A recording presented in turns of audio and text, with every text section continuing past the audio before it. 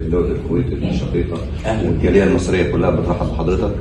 عبد العزيز خيري من جريدة حكاية وطن. ده أنا سعيد بيكم جدا يعني. احنا اللي سعداء والله وشرف لينا يعني أنا بحس إنه أهلي وناسي موجودين وفي وسط أهلي وناسي برضه. يعني المصريين هنا أنا بشوفهم إزاي الكويت بتعملهم وبتحبهم وبترعاهم بهذا الشكل.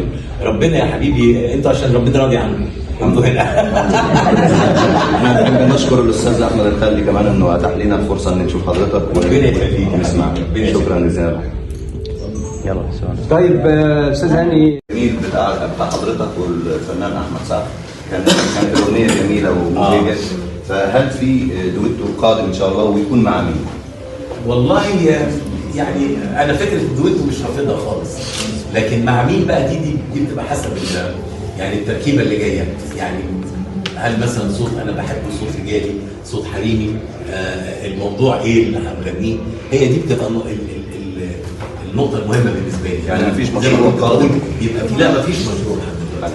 يبقى في كيمياء بيني وبين الصوت اللي بغني معاه، والموضوع كمان لايق عليا وعليها. شكرا.